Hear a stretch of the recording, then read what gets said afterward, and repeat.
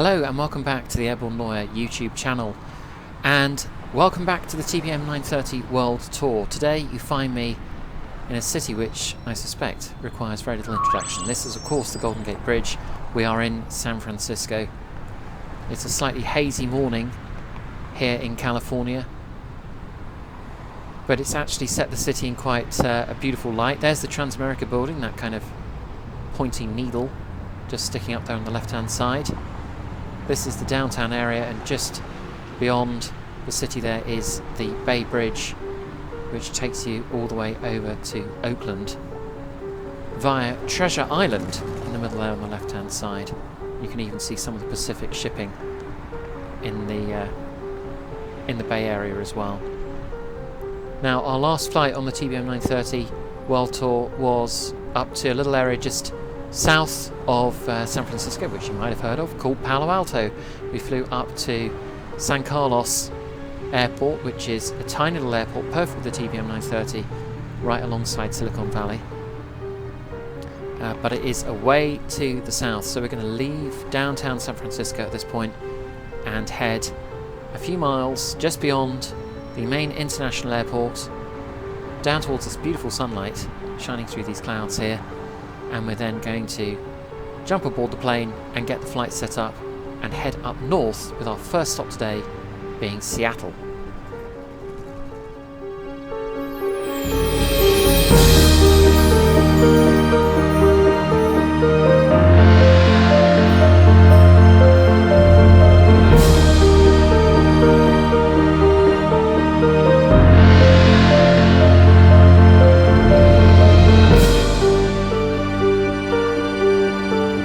Okay, so let's take a quick look at the map of today's flight. So we're going to go from San Francisco and head north up to Seattle. We're actually going to go to Renton, which is just the east of downtown Seattle. Then we're going to head out into the mountains to Banff National Park, where we'll be flying to a place called Golden. And then our first stop in Alaska, a little place called Skagway. Okay, so let's get underway. We are still on the ground here at San Carlos with a short taxi out to the active runway. I've got the airplane's engine turned on, all the systems are up and running. The flight is now programmed in to our navigation display, which is just in front of us here. So if I zoom out, you can see the flight going right the way up the Pacific coast. On the right hand side, you've got a map of the airport. So we're the little pink aircraft just here. We're going to taxi out down this taxiway out to the end of runway 30. And then we're going to take off. We're on VATSIM for this flight, so I've got I have VATSIM Unicom tuned in on 122.8. So I think the last thing I need to do is check the taxi lights are on, which they are, and we can head out. So a little bit of breakaway power on the throttle. Now this is going to be a full throttle takeoff, really, because this is not a long runway. Now, fortunately, you don't need much in the way of runway when you're flying the TBM 930. But I've checked the weather on Flight Radar 24, and the winds are pretty calm out here in lovely California. A little bit cloudy off to the south here, so we're facing at the moment, we're looking south down towards Monterey and Los Angeles. But on the weather forecast, the winds are very, very calm. Just give you a quick look at the weather radar here. So San Carlos Airport information: temperatures 14 degrees centigrade, conditions are pretty clear, which they certainly are just here. As I say, a bit of cloud off to the south, and winds are calm. So that means we don't have any wind blowing towards us to help us with takeoff, so we're going to need all the power we can get on this short runway to get up in the air. So let's turn on the landing lights now. We're going to turn on the strobes and just give the inert step a quick blast, and I'm going to call up Unicom and announce the fact that we're about to take off. San Carlos traffic, Golf Tango Echo Whiskey Alpha type TBM 930 is lining up and taking off runway 30 at San Carlos traffic. very unlikely there's anyone else who's going to be terribly interested, simply because no one else is up and about in California right now. This is quite early in the morning. And even if they were up and about in California, they'd probably be flying into San Francisco International Airport, which is just up the road here from San Carlos. It's just we'll see it probably on our way out. Okay, so what I'm going to do is just hold the plane on the foot brakes and increase the power. So before we move off, we'll already have full power. So just increasing the power there, and now I'm releasing the foot brakes, and away we go. My budding speed nice and quickly. Looking for a rotate speed of 90 knots, so we're over halfway there already. Just holding that runway centre line. You can see the end of the runway coming towards us at a fair rate of knots. I'm going to pull back, and away we go.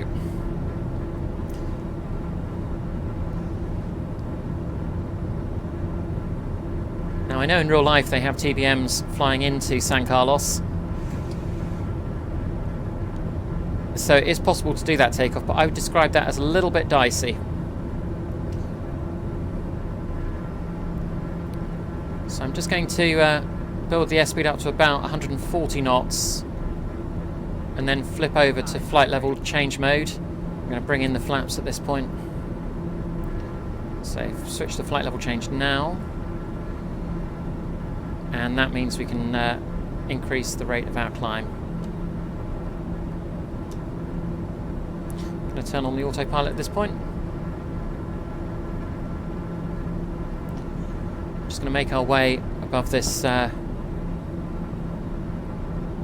it's kind of low-lying cloud, it's kind of like morning haze, I suppose. If I just zoom in on the navigation display in the middle here, you can see that we are heading up through the Bay Area. And I'm just going to turn a little bit further north to 330 degrees.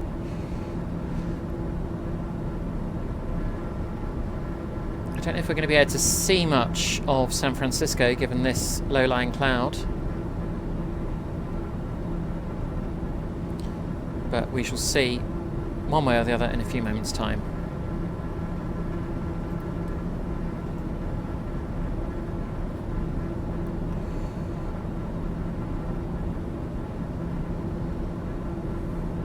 So it's an early start here in California, but we have a good day's flying ahead of us.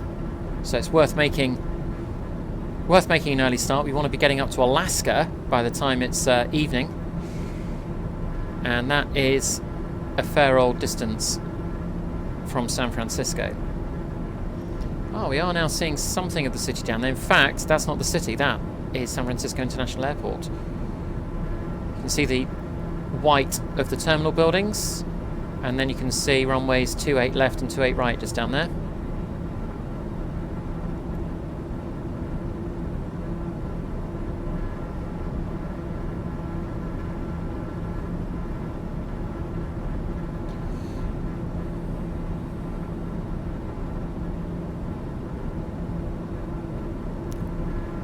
Still looking pretty hazy though over the downtown area of San Francisco.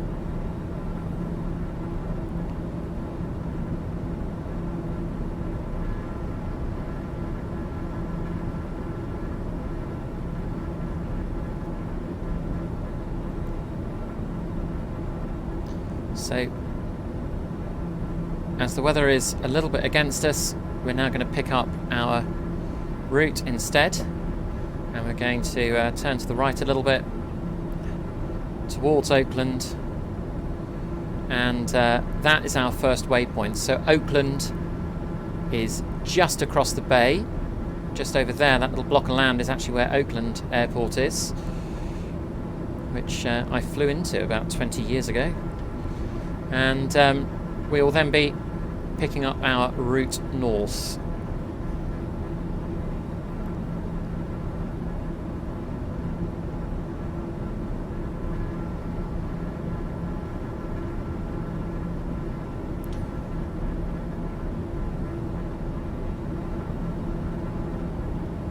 Climbing up to 28,000 feet today, so another 19,000 feet to go. But once we've gone through 10,000 feet in a few moments' time, I'll turn off the landing lights.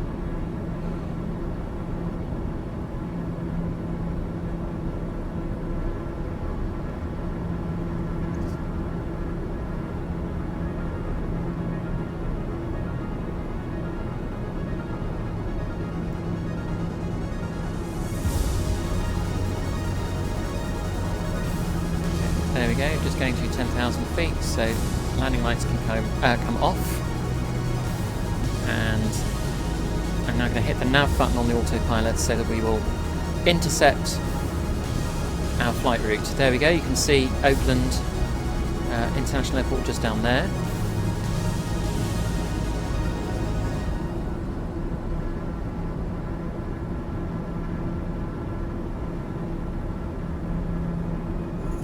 And this is where we pick up the highway in the sky, which is named Juliet 1, and we're going to follow that all the way up the coast for the next couple of hours until we get up towards Seattle. But as ever with my pre-recorded TBM 930 tour episode, World Tour episodes, I am now going to time-lapse flight, and I will speak to you on our approach in just a few moments' time.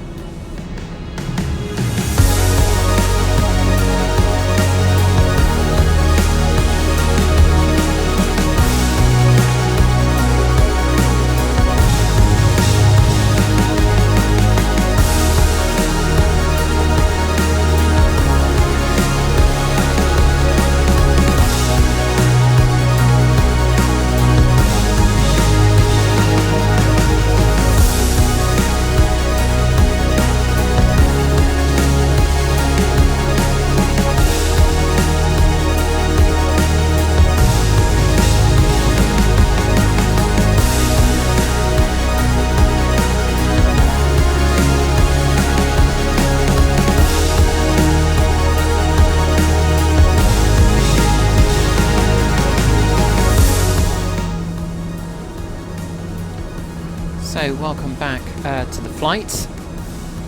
We are now descending through 15,500 feet, and we are fast approaching Seattle. If you look at the navigation display just in the centre here, you can see that Seattle is basically straight in front of us. We're going to have to loop round. We're going to do a downwind leg, base leg, and then come back into Renton, approaching from the north. What I will just do is talk you through a little bit about our approach. Let's first of all switch over to Flight Radar 24 and take a look at the weather in Seattle. So it's overcast. Well, that's pretty obvious just looking out the window here. We can see there's a thick layer of cloud covering Seattle, and it's just 13 degrees centigrade. And we have light winds, 280 degrees at 4 knots. The altimeter is at 3013, which, just jumping back into the sim, I have already set into the altimeter here. So we're already on local temperature and pressure, having gone through transition altitude at 18,000 feet a few moments ago.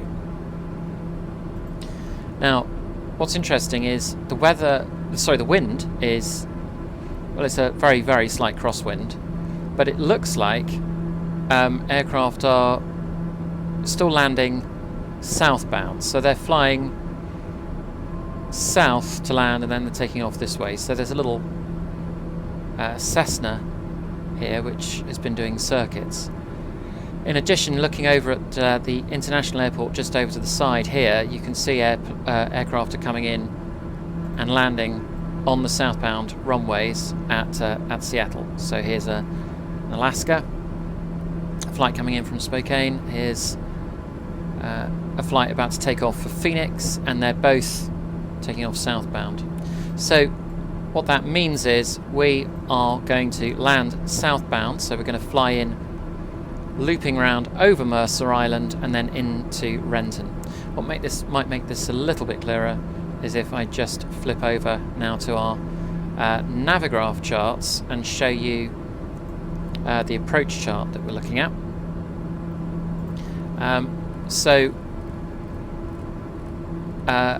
What you can see is, well, actually, let's just jump back into the sim quickly. Oh, that's the wrong screen. Here we are. We're just going to continue our descent down. I'm going to select 8,000 feet, and we'll just carry on going down at flight level change mode. So just jumping back into the sim and zooming in on the map here in the centre, you can see that we are coming up to waypoint Arvad, and then there's Fort, and then over here is KRNT, that's Renton Municipal there. So this then maps out what we were just looking at on flight radar. So I'm going to do this long downwind leg, and we're going to loop round and fly our final approach. KSEA, that's Seattle Tacoma International, so we'll steer well clear of that in flying that approach. That being said, all is quiet at the moment on the VATSIM, so we're unlikely to come across any other traffic in any event. Just jumping back to the chart for a moment, you can then see this approach sequence playing out. So this is the chart I've been following. Here is waypoint Arvad, this triangle just here, there's Fort, and then we're going to leave Fort on a heading of 343 degrees and head north, and then we'll loop back round for that approach, landing in a southerly direction.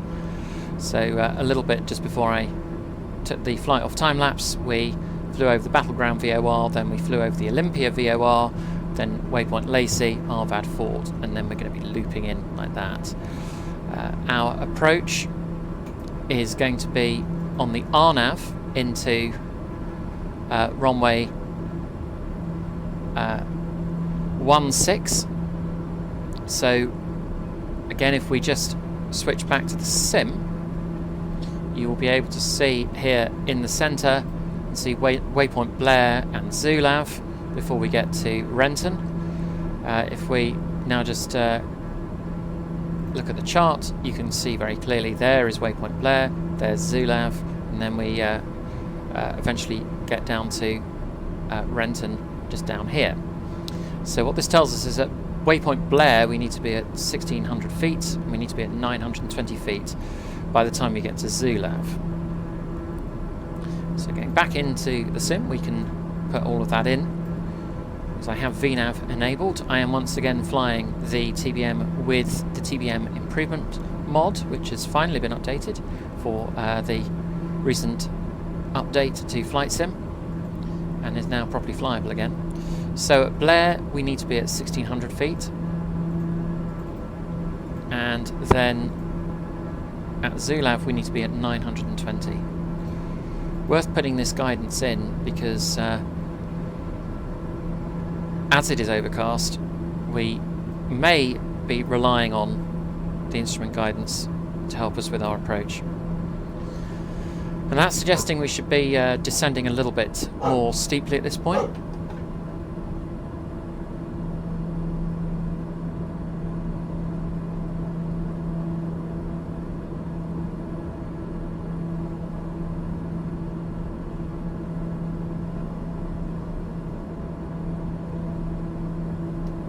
So briefly muted the sound there because we've clearly got visitors. The dogs have started barking in the background, but we're now continuing the descent down with a view to reaching 1,600 feet by the time we reach waypoint Blair. So I'm just going to select that in the autopilot, which will keep that descent going. In the TBM improvement mod you can enable VNAV, so that this will give me some guidance in terms of how steep I should be descending. So this little pink arrow down here needs to be on this white line. At the moment this is showing that I'm above the desired rate of descent, so the triangle needs to hit this white line here, and once we've done that we are descending on schedule.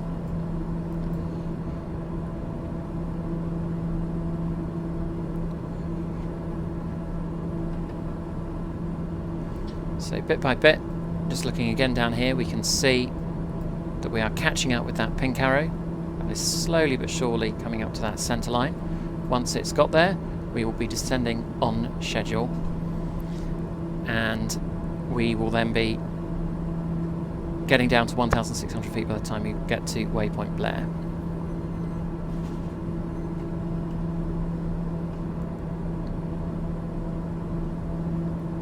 It's a tiny airport, really, Renton, but it is home to the Boeing facility which builds 737s. Many thousands of 737s, 727s and 757s have been built at Renton over the years. I'd imagine they probably don't put much fuel in them when they first take them off, because the aircraft will need to be light in order to take off on such a short runway, but it is of course fine for a TBM 930. So we're now going into that thick layer of cloud, just keeping an eye out on the wings just in case we get any icing. And what I might just do is turn on the de-icers just in case.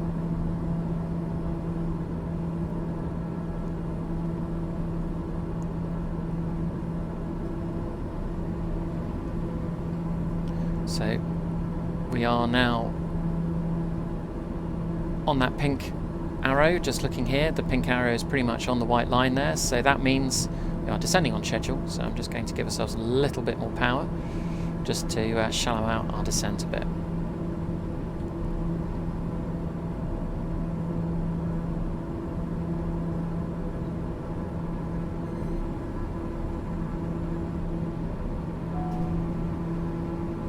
Turn off inert SEP. Now, well below 10,000 feet, I'm going to turn on the landing lights.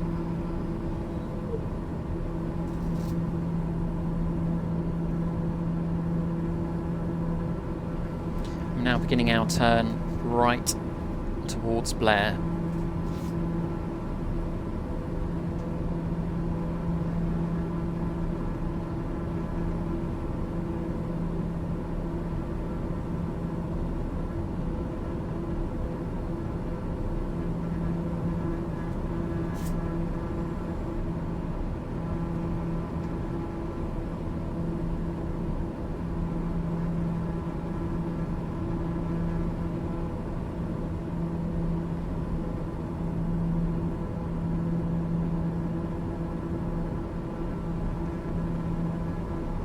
Pretty murky weather this.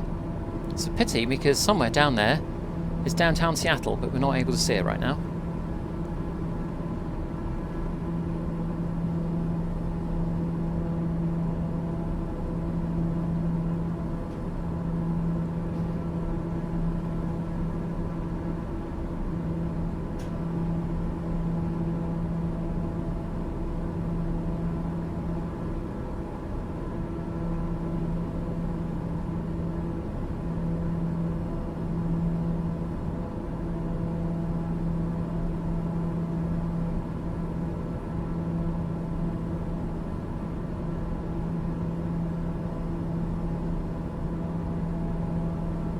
This is why it was worthwhile putting the RNAV data into the flight management computer. So if I can't see anything, I don't have an instrument landing system at Renton, so I need to be able to see using the instruments instead of looking out the window.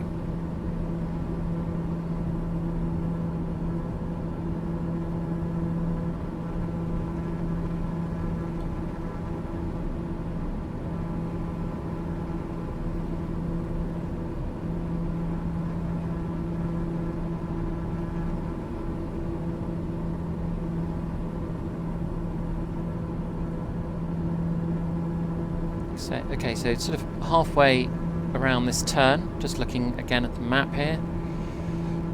We're kind of looping back round quite nicely. We will be straightening out shortly and then we'll be on our final approach. So my main focus at this point is just making sure that we continue to stay on our desired descent profile. And I'm managing that through small control inputs on the throttle lever. If I'm slightly too steep, I take a bit of power out and just pull the power back. If I'm too shallow, I just give it a little bit more power.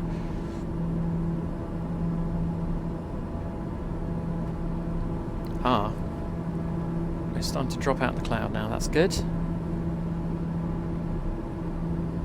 hopefully that means we might yet see something of Seattle over on our right hand side. So, there we are. Starting to see something, that's for sure. Still very hazy though.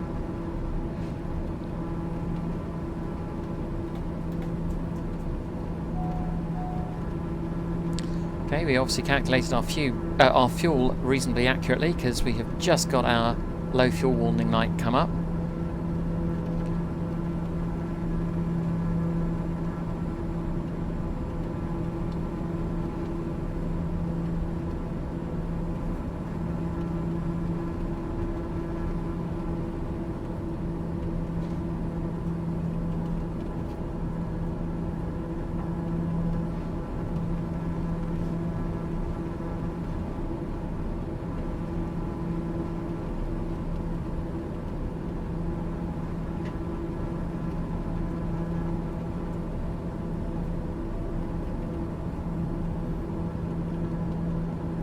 Okay, you can now see downtown Seattle over there.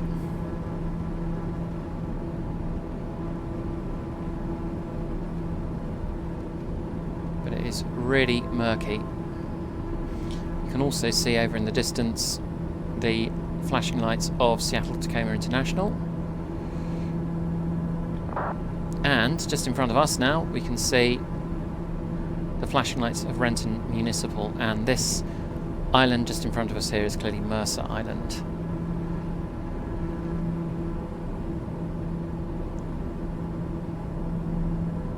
So I'm going to now disengage the autopilot and the yaw damper and the flight directors, and I'm just going to take control myself and start to slow up the plane in readiness for landing in a few moments' time.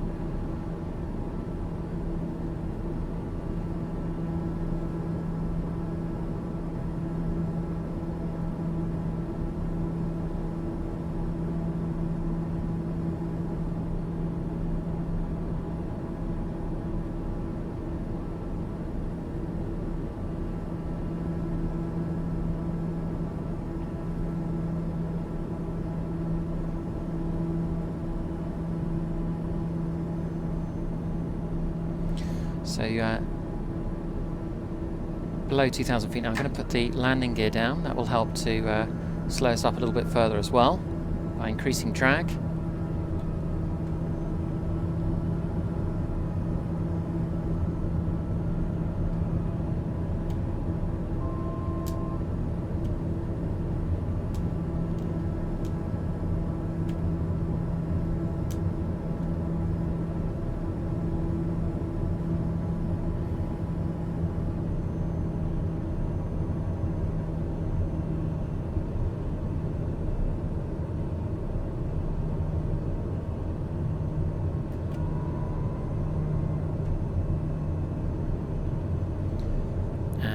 Just for completeness, I'm going to announce my intentions on Unicom.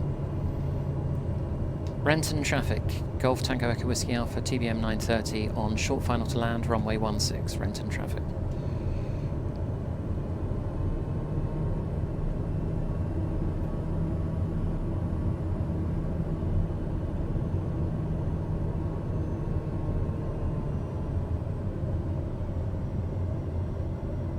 So I'm just correcting my approach a little bit here. So I've now got a visual reference point for my descent profile. I can see 4 white lights to the right hand side. Well, now 1 red and 3 white. That is the PAPI indicators.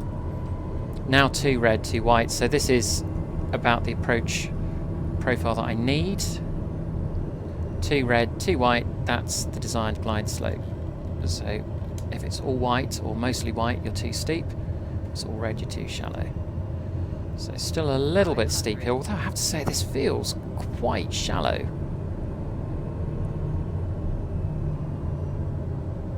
Well, I have to trust that the PAPI lights aren't wrong, so I'm just going to try and make this a little less steep. Gone back to 4 white now. And I'm looking to touch down where those 2 white blocks are, just to the left of the 4 white lights, with a desired approach speed of 85 knots, which I'm bang on at the moment. See, this feels like the right approach profile. I'm not quite sure how much more shallow it needs to be. There we are. So now it's gone the other way, but that's fine. And I'll just lift the nose up.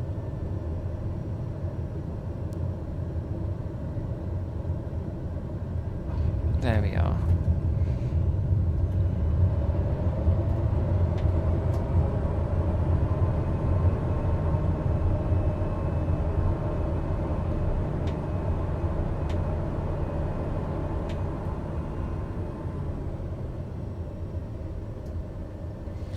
So it's quite a nice smooth landing. Let's take a quick look over at the map here. Is there any area labelled for general aviation traffic? No, not really. I think what we'll just do is go to the end and pull off and park over here next to taxiway Alpha.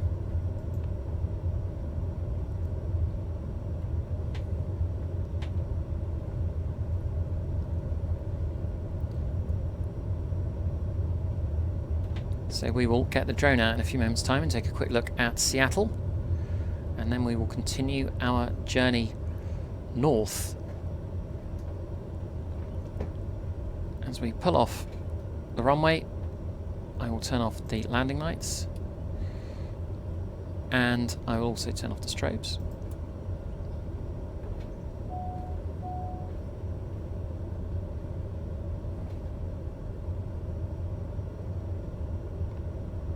Also going to turn off the pulse lights as well. And let's just pull up somewhere over here.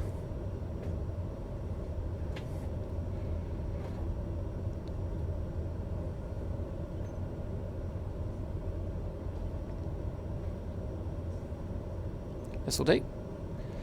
Let's go and see Seattle. So Renton Municipal Airport is just down there. And then over the way, we have Seattle Tacoma International, the major international airport here in the city. That's just over here. And then literally no distance away from that, just over here, is Boeing King County. So a lot of big airports in a really small area. And now we're heading into the downtown area, where you can see that Seattle is definitely a port city. That was its historic reason for being. Of course, now the downtown is home to sports venues, like the two we're seeing down there, and also a lot of tech companies. So Microsoft are based up here, Amazon were founded here back in the 90s, and it's also home, of course, to Boeing.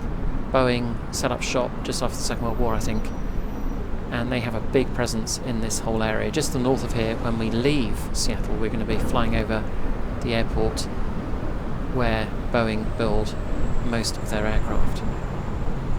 Some fantastic detail down here in these little back streets, and just poking over the top there is Seattle's Space Needle. So this was built back in the early 60s for the 1962 World's Fair, which drew 2.3 million visitors. And there's this observation deck at the top, and then there's a lift which takes people up and down to take in the sights. It was once the tallest structure west of the Mississippi River, but presumably that has long since been overtaken. But definitely a landmark of Seattle, and a nice thing to come and see before we jump back in the plane and head out to Banff National Park. So welcome back to the cockpit, and we are going to be taking off from the opposite end of the runway to the end that we landed on. So we're taking off from runway 34, which means we're going to be departing in a northbound direction. And what we're going to do is climb up just to 6,000 feet and fly for a little bit visually, VFR, up to Vancouver. And then we're going to cut over towards the mountains and fly out towards Banff. Now, there's not a particularly good airport at Banff, so instead of going to Banff itself, we're going to go just to the west of Banff, where there's a decent airport in a place called Golden, which sounds interesting.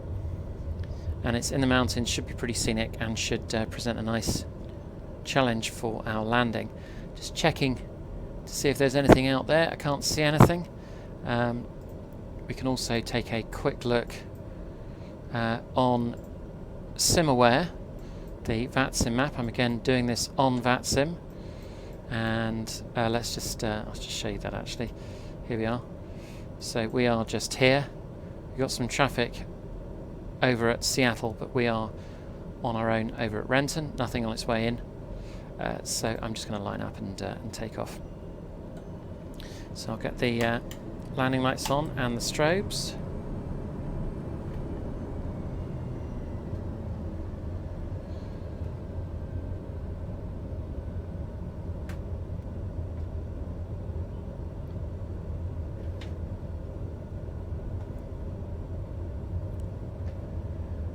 And away we go.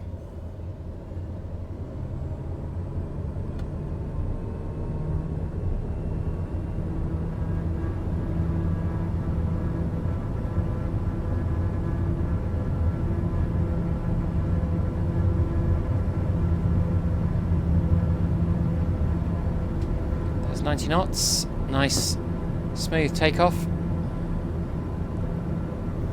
into a beautifully cloudless sky.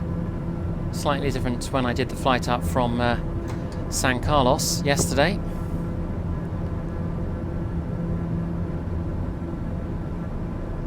Which is going to allow us to see some of the scenery again of Seattle as we head out. Bring in the flaps now. See some beautiful mountains just over there on our left hand side.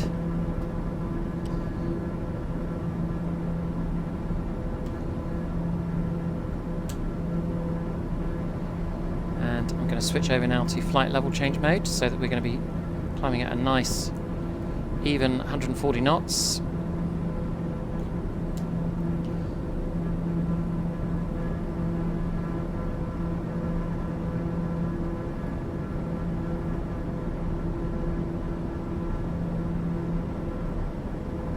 And there is downtown Seattle just over there. Just going to put on the autopilot so I can enjoy the scenery at this point.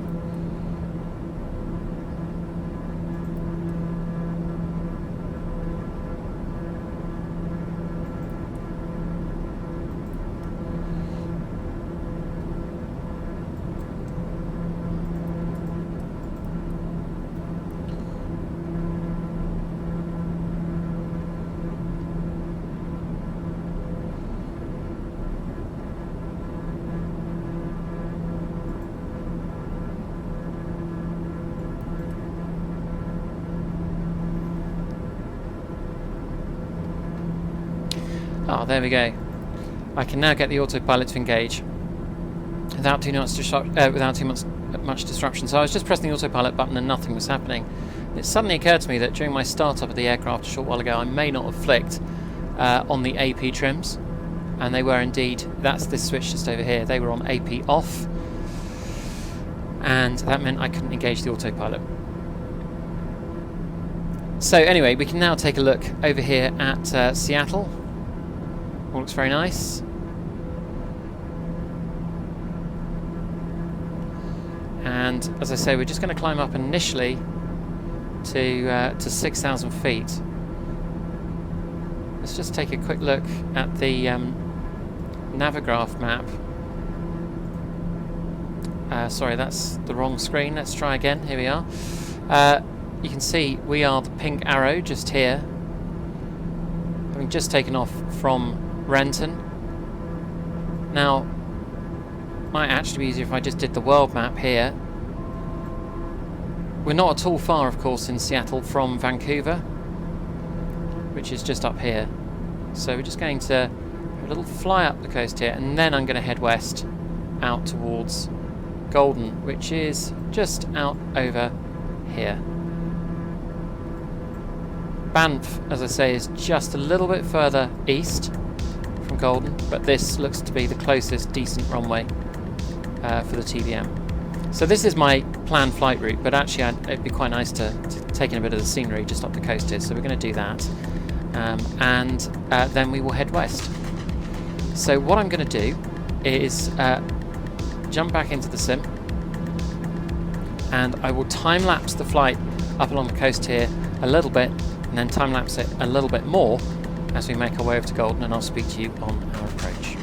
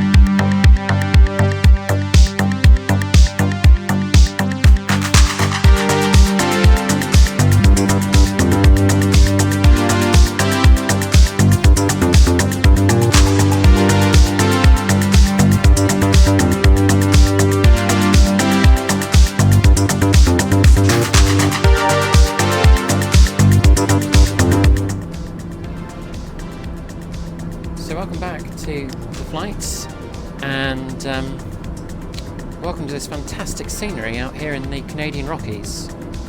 So we are now over Banff National Park, and it is just spectacular. I've not seen mountains like this since I was down in Chile in South America on the TBM 930 World Tour. And even though it's June, there's still a lot of snow around. So we've taken an interesting route just to show you. This is the track we've made on Simaware. We've come out of Renton, we had a little fly up to Vancouver, we went right over the top of Friday Harbour, and we also went over the top of Boeing's Everett base, just to the north of Seattle. And then we climbed out of Vancouver and headed directly east for a bit, and then headed a little bit northeast out towards Golden. So that's where we are now. And it's time to begin our descent. We've been flying VFR. I've been flying at 17,000 feet all the way to be able to continue flying VFR. And there is, as you may have heard just a few moments ago, there is an air traffic controller on Vancouver Centre. We haven't had to disturb him too much as we're flying VFR, so we're just using our eyes to maintain separation from other aircraft rather than relying on the air traffic controller to do that for us. It just means we can avoid too much complexity around the route and just pretty much fly as the crow flies, which works quite well when you're flying somewhere quite remote like this. So we're landing into a small place called Golden, which looks like the best airport to go to for Banff, or certainly one of the best airports. I had a look at Banff Airport itself, and it's not great. It just looked like a rough grass strip, and I didn't fancy that. I assume that most people, if they're going to Banff, which is a major Canadian tourist destination, it's one of the most popular places to go in Canada, this national park, because you can obviously do skiing and hiking and all kinds of stuff in this beautiful scenery. I assume that most people will fly out to Calgary and then somehow make their way west towards Banff, but we're going to be flying into Golden, and it looks like we're going to be flying into a valley. I can show you a little bit more on the approach plate here. So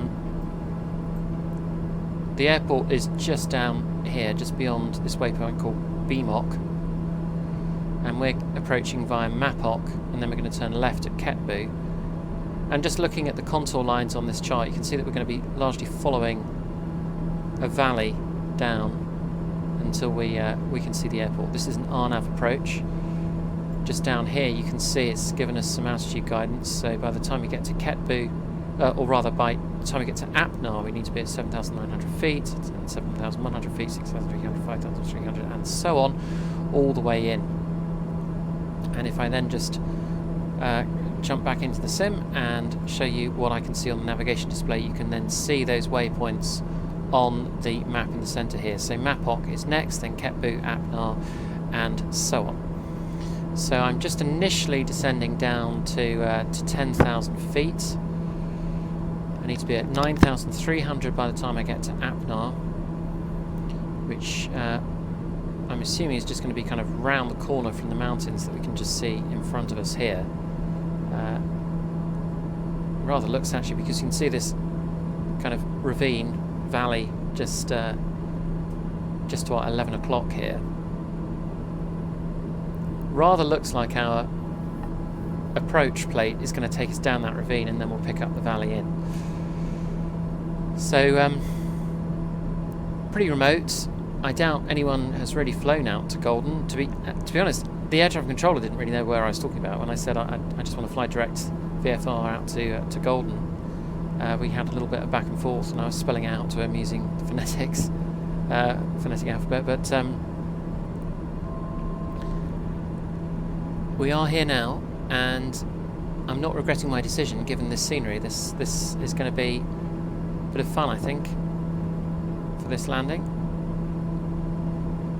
I'm even keeping an eye on the wings for ice, given the thick layer of snow you can see down there. What's the temperature saying? Oh, it's saying it's -2 outside, and this is June.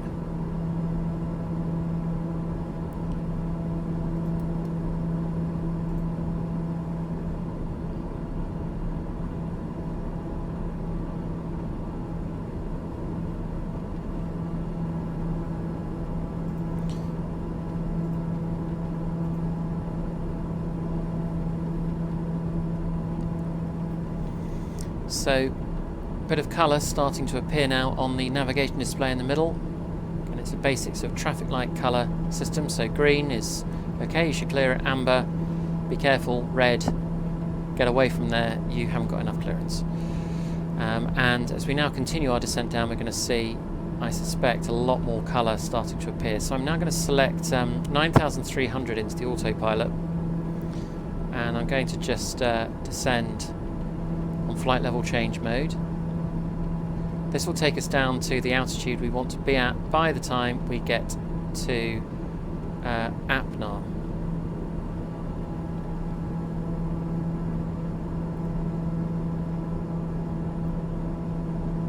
I don't have any weather information for Golden.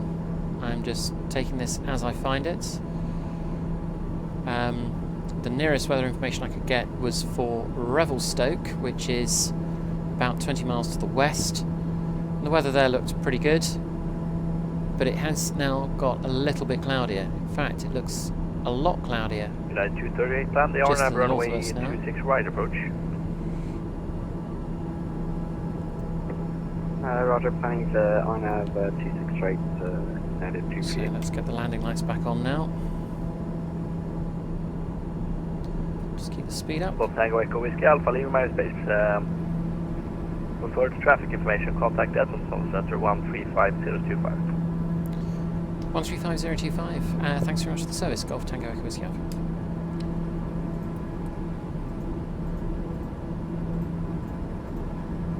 Okay, so we're just leaving Vancouver Centre, and we are now with Edmonton Centre. Yeah, so Edmonton, read you this Matlack 791, request to have some information on weather about our flight plan route, and we'd like to file our flight plan with you if possible. Okay, well I don't know where you are, and you're not in my airspace. So we're now going to turn left and head down this valley. So pretty straightforward, I think, but this is really beautiful. Are you Tower Ecolwit? Yeah, Flexion Charlie Yankee Fox Bravo? I do not. Roger, thank you. I'll be there.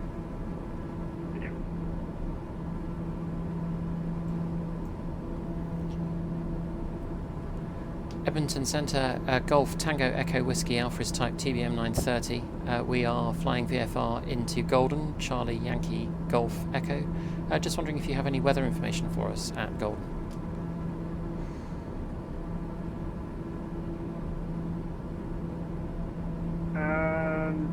Golf Tango Echo Whiskey Alpha, the weather at Golden today as of 2000 Zulu.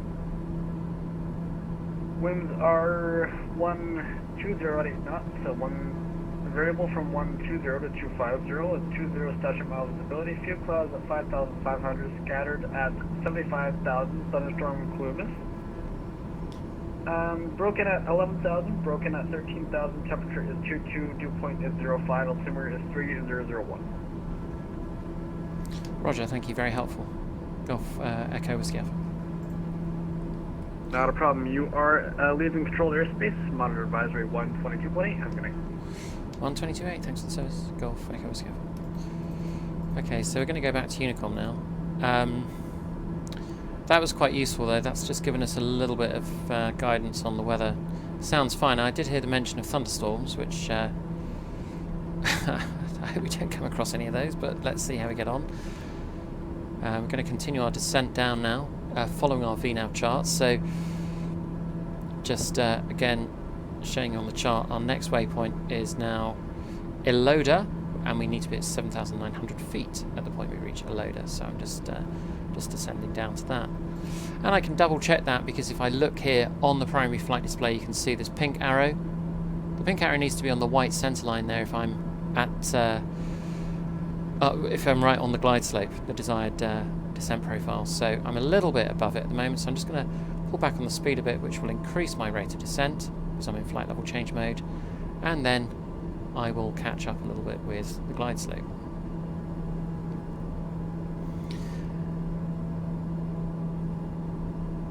Now, the winds, let me just select my next altitude. Actually, I'm just going to go down to 7,100 next. The winds at Golden, I haven't been able to get any weather information until then. It might be that I've got a slight tailwind in doing this. The controller said that the winds were, I think, 120 at 8. Now, that checks out, just looking at my wind indicator on the navigation display. That's just here, so this is showing that the winds are behind me at 3 knots. I mean, strictly speaking, I might look to circle around and approach the airport from the other side. At the moment, the plan is to land on the northbound runway. I'll just quickly show you this over here. So this is a very, very simple airport. At the moment we're approaching runway 32. If the winds are blowing towards the north, then we might want to circle around and land on runway 14. At the moment though, the winds seem okay, they're quite calm. So I'm thinking I might just stick with runway 32. If I see the winds get a bit stronger on the way in here, I will certainly reconsider and maybe switch sides. Now what I'm just going to do here is pull back on the speed quite a bit now.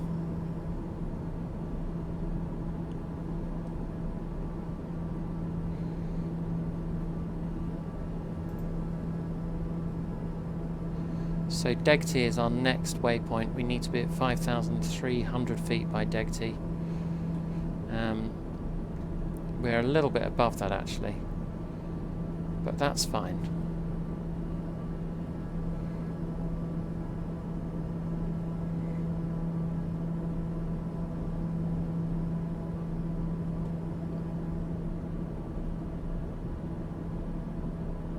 Now that's interesting because that is the runway right down there. You can see it. So I'm now going to turn off the autopilot and just fly this manually from here. I am doing this for the first time. It's not unusual for me to do this on the TBM 930 World Tour. I quite like just trying my hand at doing something I've not done before and seeing how I get on. So there's the runway down there. So we're clearly too steep to make an approach into runway 32.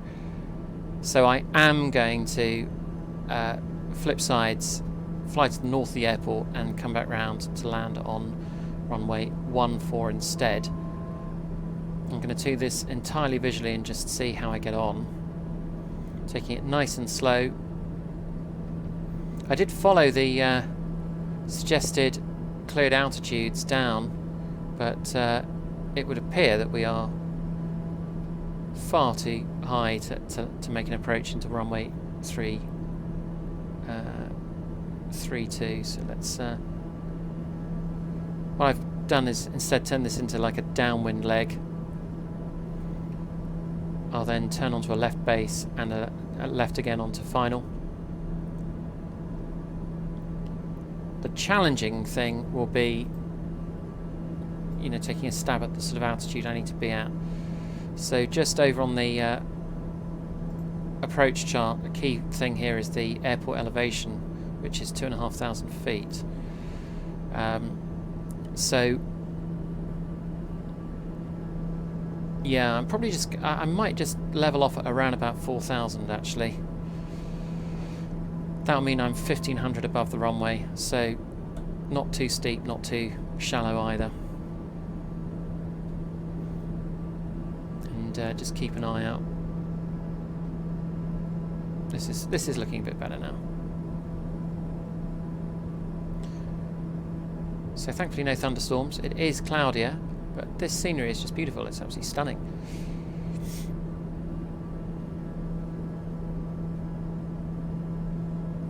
And this is a great example of why I'm still plugging away with my TBM 930 World Tour, because I really enjoy coming to places like this. When I do my airliner flights on Flight Sim 2020 and Prepare 3D V5, I don't really come to places like this. These are really off the beaten track. This is remote and just something so totally different. It's really beautiful. So I'm just now going to turn onto a left base. Let's just dial up. So I'm turning onto going to runway 14, so 140 plus 90 is 250. Let's just put a 250 heading bug into the autopilot, still holding 4,000 feet nicely, and I can still see the runway, so let's just about through the haze, so let's just make sure I stay visual. It's only a very short base leg really. In fact, I've overshot here, look, I'm going to have to turn back round. It was a very, very narrow base leg. So I'm just now going to slow right down. Landing gear. Landing gear. We will get the landing gear out, and just in case you haven't seen it yet, there is the runway, just out there.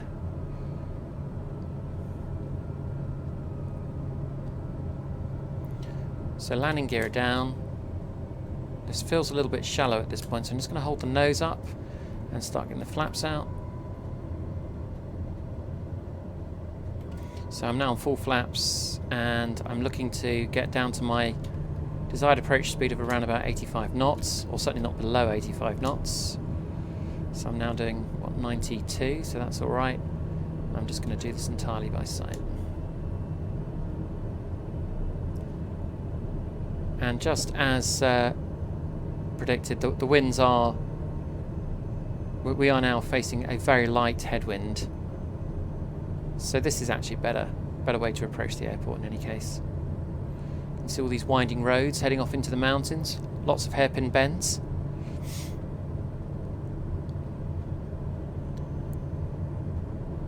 Always the same in alpine regions.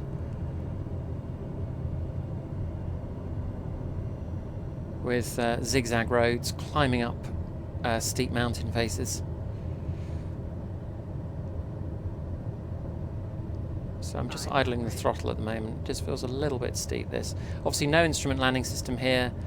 Can't see any PAPI lights either to help guide me in, so this is entirely just being done by sight.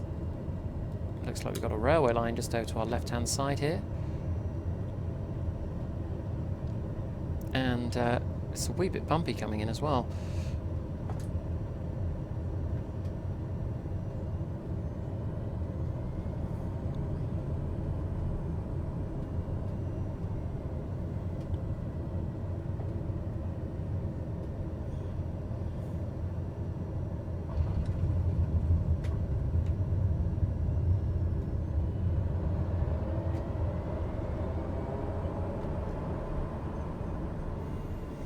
So quite a smooth landing there. Well, certainly the touchdown was quite smooth. The final approach was a wee bit bumpy, and we can pull off and go and park up.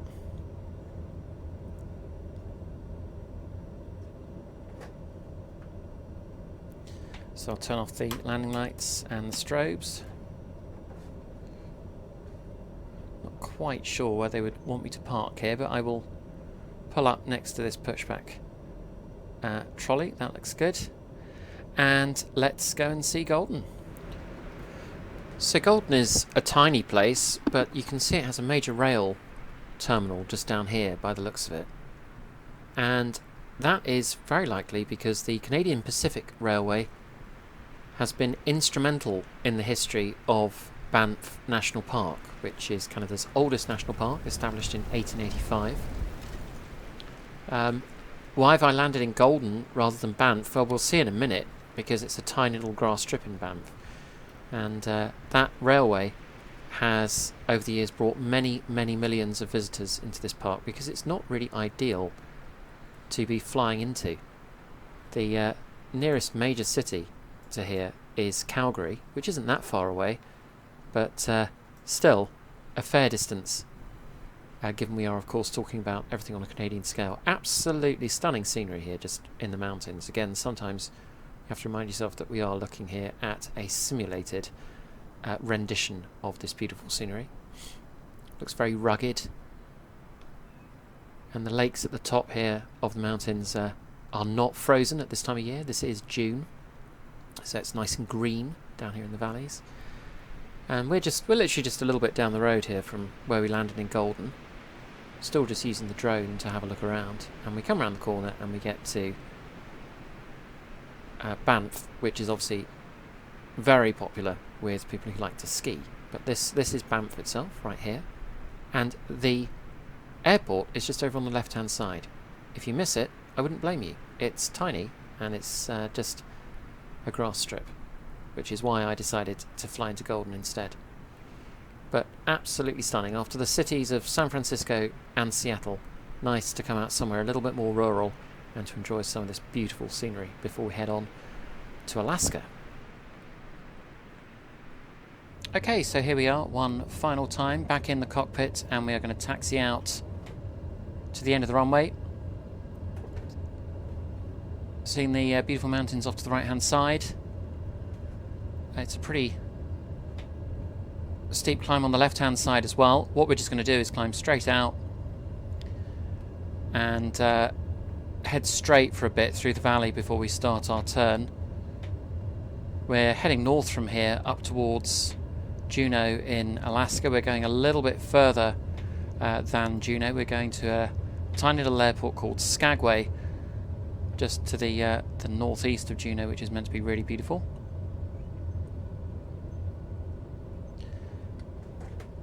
But our initial departure here is going to be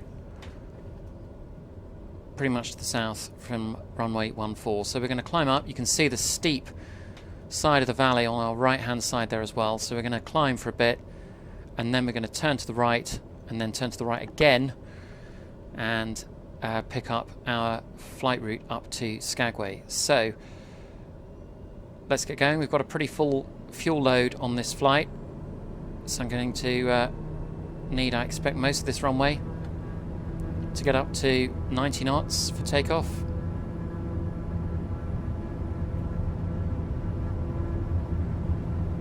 Actually, in fairness, the plane is performing well even at these altitudes and even with this weight.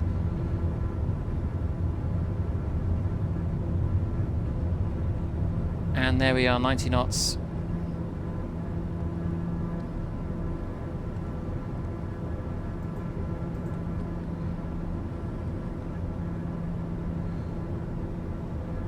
So positive rate gear up now. And just a fairly modest 1,000 feet a minute climb for the time being. As I say, we are quite heavy, and we are also already at 3,000 feet. We're a little bit higher up in the mountains here.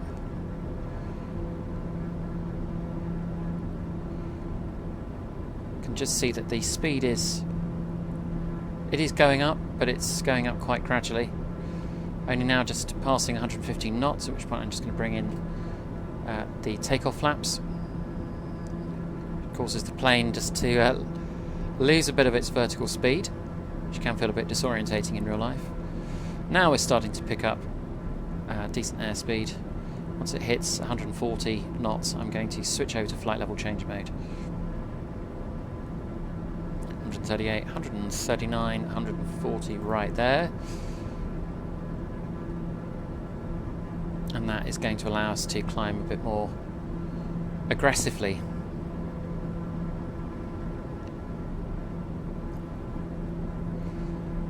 So even though we're headed in the wrong direction at the moment, there's not an awful lot that we can do about it. I don't fancy doing a turn just at this point in time. We've got all these mountains off either side, and as you can see on the terrain map just in front of us, we'd struggle to make it over the mountains if we were to turn this way right now. It's all a deep red.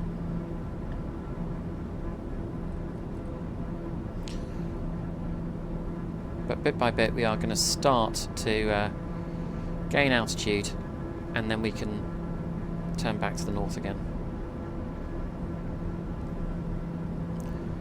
Just looking for any opportunity here to make that turn. Just looking at the terrain map here, you can see we've got some green starting to appear just here, and I'm thinking I'm going to turn right once we get to that point there. Just going to put the autopilot on at this stage.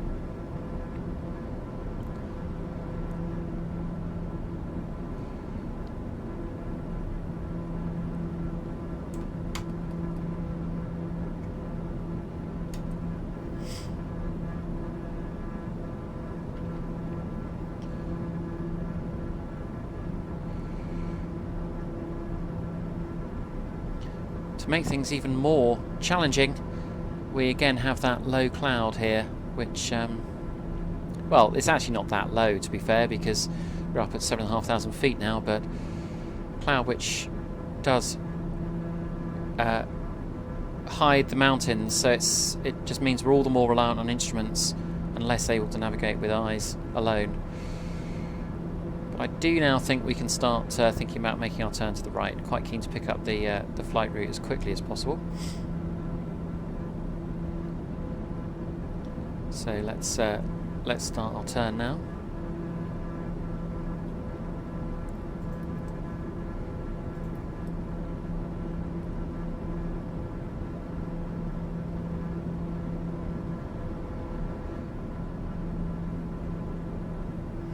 And yeah, the mountainous terrain just in front of us now on the terrain map is fully green, so we will clear that comfortably.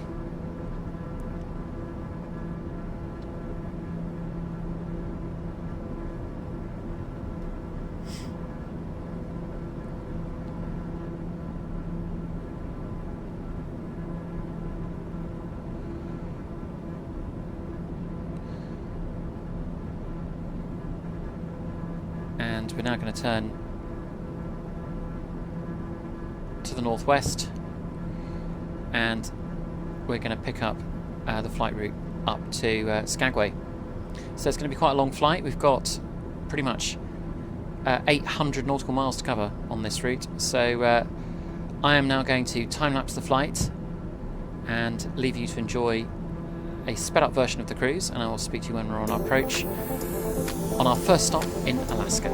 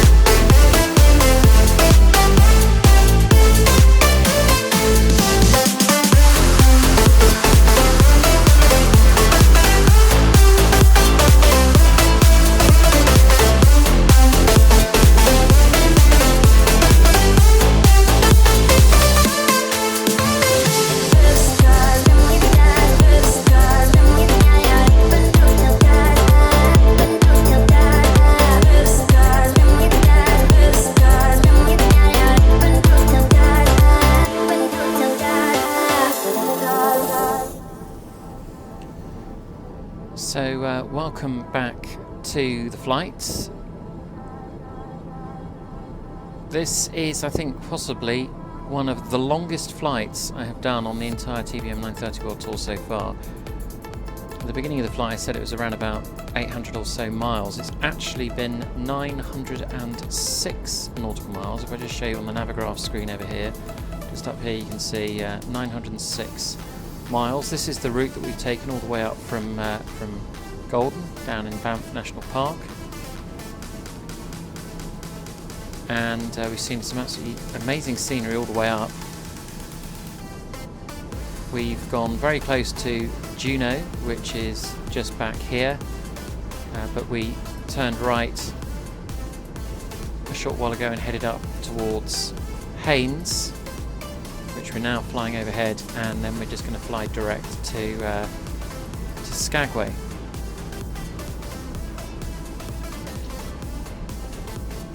And that should be just in front of us up this channel. If I just look up the nose there, you can see a sort of a glacier there. I think it's a glacier. It certainly looks a bit like a glacier. So we're just going to follow this up. The elevation of the airport is only 44 feet above sea level. If I just show you a quick vicinity chart whilst I put the plane into a descent. So here we are at Haines, we're just overhead here, and we're heading up to the airport, which is here, and it notes here that the airport elevation is 44 feet above sea level, and we are now descending through 5,800 feet. Just going to keep that descent going down to about 3,000 feet. Or actually, let's just go down to 2,500. Let's see how we get on. As is very often the case when I'm doing the flights on the TBM 930 World Tour, this is the first time I've ever flown this approach. This is the first time I've ever flown into this airport. So I'm just figuring this out in real time. I have scarcely any weather information to go on because I can't find this airport on Flight Radar 24. What I did really was just have a look at the Navigraph chart and find an airport which looked suitably remote and decided to fly to it. And this is what I've found.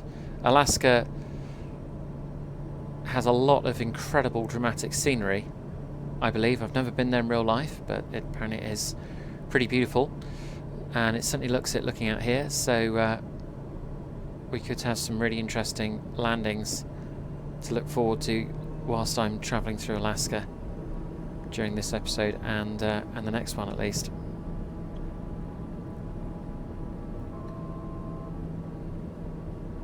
So what I'm hoping is that we will get a visual on the runway. Let's just show you what I'm looking at here on the terrain map. Okay, so obviously I'm just the white plane here.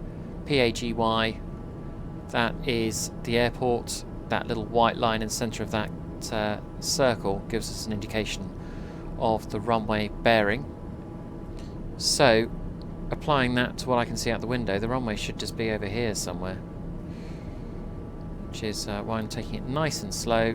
I'm just going to keep the descent going down again to 2,000 feet, and I've pulled back on the speed quite a bit now so that I will have plenty of time to react once I see the runway and figure out how I'm going to do this. No instrument landing here,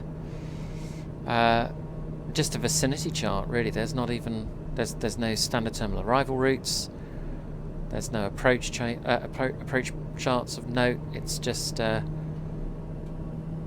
using the eyes, looking straight out the window, and thankfully it's nice and clear.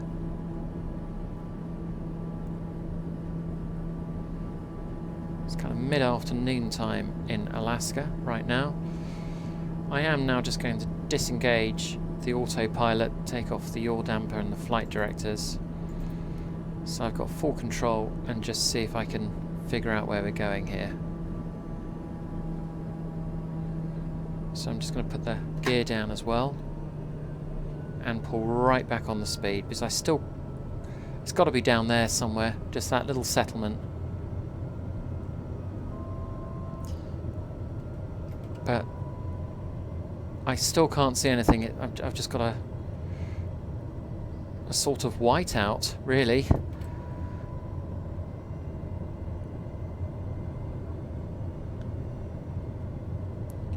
So my approach speed in the TBM 930 is around about 85 knots. So I'm just going a little bit above that, just to give myself as much time as possible.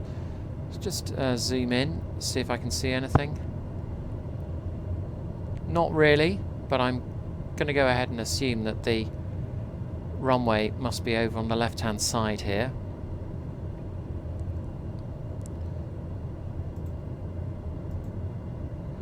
Just quickly showing you the Navigraph chart at the same time. This is a map of the area, so the settlement, Skagway, is on the right-hand side of the airport. So even though I can just see bright white snow and ice out here, it has to be the runway on the left-hand side there, with Skagway over to the right. So this could be interesting. Just above our approach speed here. I still wouldn't exactly say I've got a full visual on the runway. I'm just kind of taking a guess at where it is.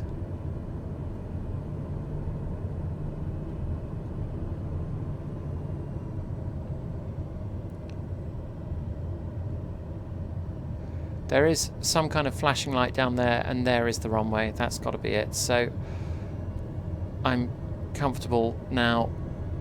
It's very difficult to see because everything is so white, but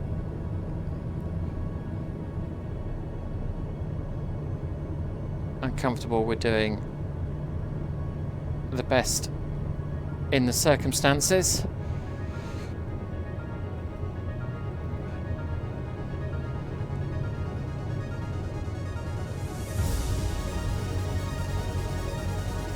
So we're now over the runway here.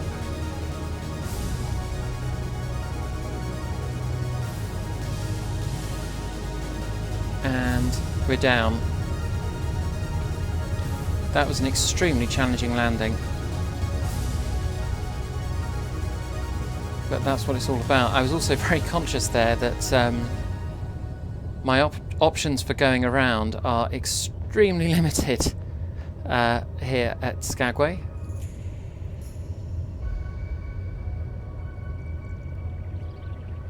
So, yeah, welcome to Alaska. Apparently taxiway Alpha is over to the right hand side.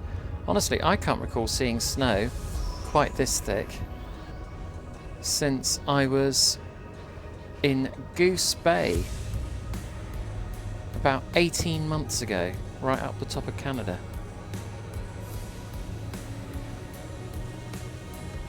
And this is, well, it's midsummer in the UK, it's June. Spectacular scenery, but that was certainly very difficult. If you look here, you can just about see that white line that I'm trying to follow down the centre of the taxiway. And I'm now going to pull off to the side here and park up. So that was really hard. That was really hard as landings go.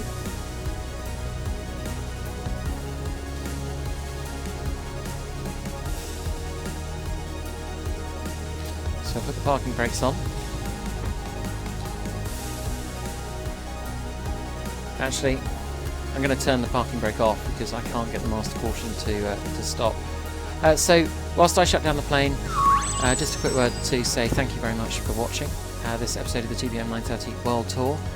In the next episode, I will be going around Alaska and seeing some more spectacular airports, hopefully without so much snow and ice on the runway, such that I might actually be able to see them. And in the meantime, do look out for more live streams and more short and long haul flying here on the Airborne Lawyer YouTube channel on both Prepare 3D, V5 and on Microsoft Flight Sim 2020. Thanks again for watching and speak to you soon.